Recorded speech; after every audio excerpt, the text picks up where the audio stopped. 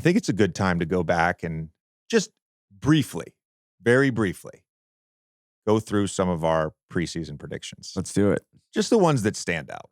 Again, you don't know about injuries. You don't know about availability. Clippers were, I think, hard for both of us to some degree. You got it. I think I remember you saying this. You said something along the lines of, I don't think Kawhi is going to play enough games for them to be as high as 1 or 2 in the standings. You had them 5th. They're currently 6th. I had them as high as 2 in the Western Conference. So that's one in the West that jumps out for me. We've mentioned this many times, but we'll mention it again. You had Boston 6th in the East. I think it will go down probably as one of the worst picks, if not the worst pick to ever be made on this podcast. And there's just no defense for it. My logic then I thought made sense at the time, but did not. I don't remember your logic.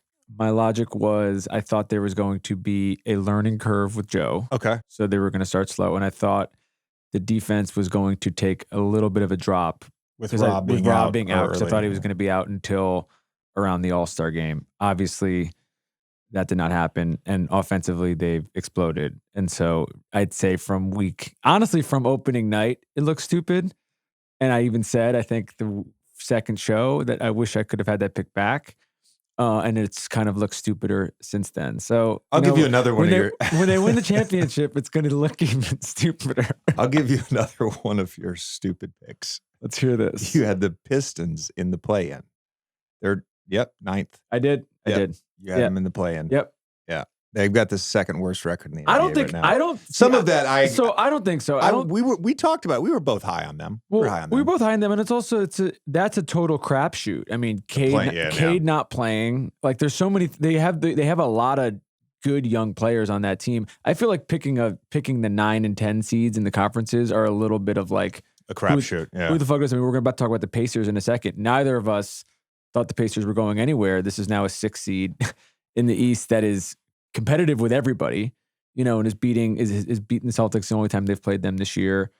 I think the only pick of yours that I feel like is a little questionable looking back is you had Denver 6. Yeah, that's the one I starred. Yeah. That's the one I highlighted as a bad pick. And that may be the best team in the West. Yeah, they were 6th last year, and they get Michael Porter Jr. back. They bring in Bruce Brown. Christian Brown, by the way, has been great for them.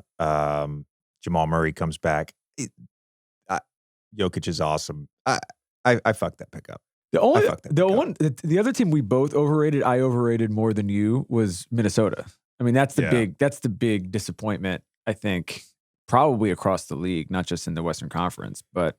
Yeah, and the Suns have had injuries. We both were relatively high on them. You had them 3rd. I had them 4th. I had the Pels 5th. You had the Pels 6th. Like we for the most part, we had a lot of these teams. We had the Lakers, both of us, I think, in 9th, play-in-ish. Blazers, play-in-ish. So we didn't have any egregious ones. The one thing we should mention, you brought up Indy. So Indy is currently in 6th place. There are 5 games as of today, as of this recording. Currently 5 games above 500. Got a real shot to get in the playoffs.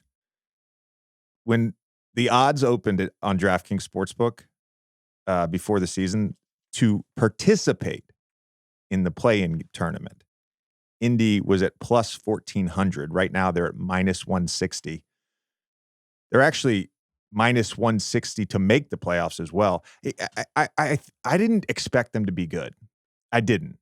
And I actually referenced them actually now tanking and going for the bottom and trying to get a high draft pick, which historically they haven't been able to do because they've sort of lived in that middle. And Tyrese has been amazing. Buddy Hield's had a great season. Mathurin has been one of the standout rookies. Miles Turner probably is having his career year.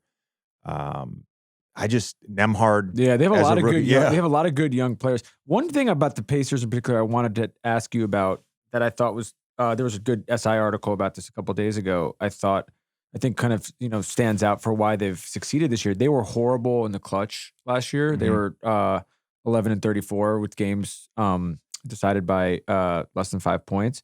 Right now they're 16-10, and they're 7-1 in their last 8 games that are like this.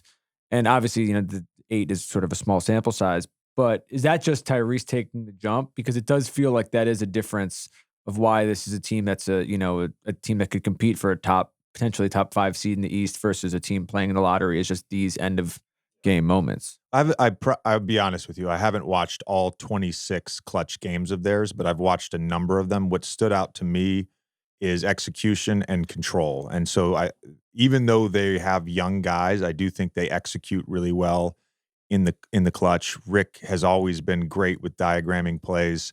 But the other part is Tyrese's control and his patience and poise. We saw that in the fourth quarter of that Clippers game. That pass he made to Nembhard to beat the Lakers, where he could have probably taken a very forced shot and instead throws a left-hand cross-court pass on time, on target, right in his shooting pocket. So I think a lot of it is Tyrese's poise and control. I am blown away though. I rechecked the odds on this too. To start the season, they were plus 2,500 to make the playoffs.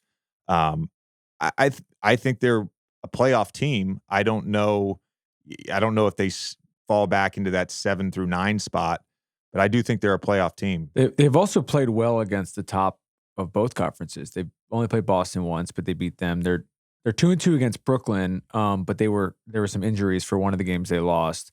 And they played Philly tough. They obviously played Miami well. I was going to ask about Buddy. Buddy's having his best 3-point shooting season since I think 2016 or 17 in SAC, but definitely over the last couple of years, he's shooting 42.6 from 3 and 9 attempts. Do you feel like that's a guy that people have almost like slept on a little bit? No. Buddy has been a great shooter. If you look at sort of young players or players early in their careers, 3-point totals through 3 years, through 4 years, through 5 years, he's always been like in NBA history towards the top of that list. He's always been a great shooter. He's getting better shots this year. I don't remember the exact statistic, but I saw something on Twitter about the number of wide open shots that he's gotten, 3-pointers specifically, wide open threes that he's gotten. It's the most that he's gotten since his rookie year when he played in New Orleans. So I think some of that is Rick, some of that is Tyrese, some of that is Miles Turner. Miles Turner, to me, in watching, does such a good job and has such a good feel of when to pop, when to short roll, when to fully roll. Their game the other night, Tyrese hit him twice for these pocket passes where he dunked on someone. And then other times you see him popping and Tyrese throws it back and he knocks down a 3. So he kind of opens things up as much as it's Tyrese and as much as Buddy. I think having Miles Turner there and playing the way he's playing, he opens things up for them. Their offense has been top 10 for most of the season. We should say before we move on, Tyrese still top 5 in Raptor. Oh, man. Still top 5. Shout out to our friends at StatMuse, who I will admit I've made fun of some of their tweets. But this is a good tweet that they've had. Like this is why I follow StatMuse. They posted the other day, Tyrese Halliburton this season, 1st in assists, 4th in steals, 9th in threes. The only player in the top 10 for all 3 categories this season. He's having an all-star season.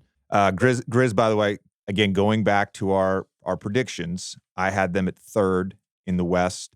You had them at 7th, which I felt like was really low at the time. They're currently tied for 1st. It was low. Thank you. And right now they have they're tied for 6th with the best NBA championship odds. I have mentioned this before. I'll mention it again. I put some money on the Memphis Grizzlies.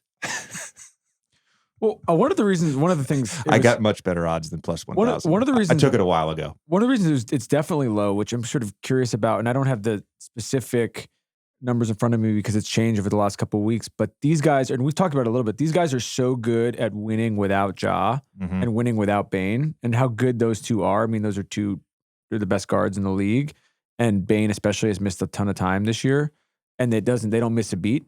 I'm glad you brought this up. You know, they're so deep. I've got this right here, right in front of me. Tyus Jones in 7 games as a starter this season, 21 points a game, 64% true shooting percentage, 50% from 3, 7.7 assists. This is the most remarkable stat, a 4.9 assist to turnover ratio, over 2 steals a game, and a plus 6.6 per 100 possessions.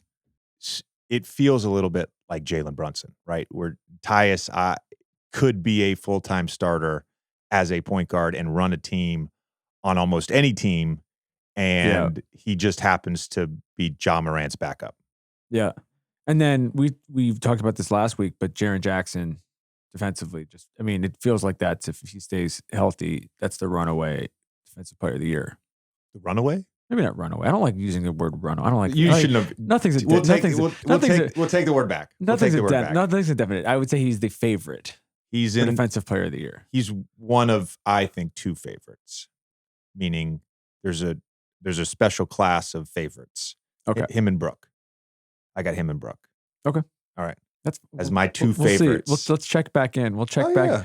We'll check back in June and see where that's at. Grizz, by the way, currently have the 3rd best odds. They're trailing the Warriors and Nuggets to win the Western Conference. They're at plus 475. They open at plus 800. You bring up, is this player getting slept on? Is it, to me, these odds to start the year for them felt a little low, given their season last year, how well they played at times without Ja Morant, and how tough of a series that was against the Warriors in the second round. They lost the series, but there were a few games that could have swung either way. Can I raise a theory for why that may have been? Do you think that some of this is people thought last year was a fluke? Because these were a lot of guys who I think are probably household names now, but were not household names last year. They would talk about it all the time. They were not on national TV a lot. They were not before the playoffs. They were not necessarily, besides Ja, who's sort of an undeniable people superstar. Who make odds don't care about whether people watch TV. People that make odds make it based on how good a team is. So then why were they slept on? I don't know. We'll have to talk to our friends at DraftKings. Yeah, I think we should.